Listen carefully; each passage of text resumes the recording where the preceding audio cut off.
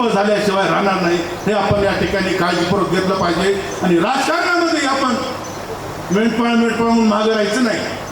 आता काल आमचे साहेब म्हणले की खासदार आमदार कमी आहेत, परंतु साहेब हे आपलं वाक्य रास्त आहे, परंतु ह्या अवलादी जे आहेत ना सध्या सत्ताधारी मदमस्त जे कुटुंबशाही चालवतात, जे घराणेशाही चालवतात आणि सर्वसामान्यांवर अन्याय अत्याचार करतात, हे आपल्याला कधी सत्ता देणार नाही, कधी आपल्याला तिकडे देणार नाही.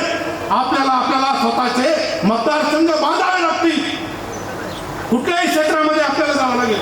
ग्रामपंचायत पासून ते लोकसभेपर्यंत आपल्याला निवडणुका लढाव्या लागतील. पडलं तरी हरकत नाही, तरी पण आपण पुन्हा प्रयत्न करून या ठिकाणी यशस्वी व्हावं लागणार आहे. तुम्हाला वाटेल मी लोकसभेला उभा होतो, बघा सगळे हसले. मी लोकसभेला उभा म्हटलं की सगळे आपल्याकडे चोपडे सर हसतातच. हे इथं तरी आपण एवढे सगळे चांगले असताना हसतात, त्या मतदारसंघामध्ये गेले असताना मला किती हसत असतील. आपल्याकडे काही गाड्याची संख्या नसते, आपल्याकडे काही जेवणाच्या पात्रावर उठत नाही, आपण काही कुणाला जागेवर घेऊन जाऊ शकत नाही. परंतु एक आमच्यासारख्यामध्ये विचार असतो, काय होतंय भाऊ,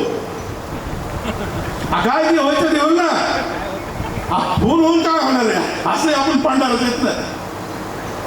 पण त्यांना दाखवून तरी देऊ ना की आम्ही उभा राहू शकतो.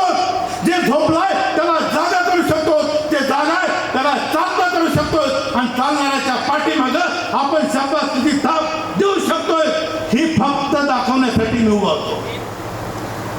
काळ बदलाला वेळ लागत नाही.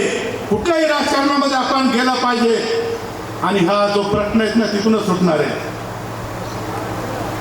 आता आरक्षणाच्या बाबतीमध्ये आम्ही काय काम केलं हे आपल्या सगळ्यांना माहिती आहे, त्यामुळे आता विषयावर बोलायची गरज नाही.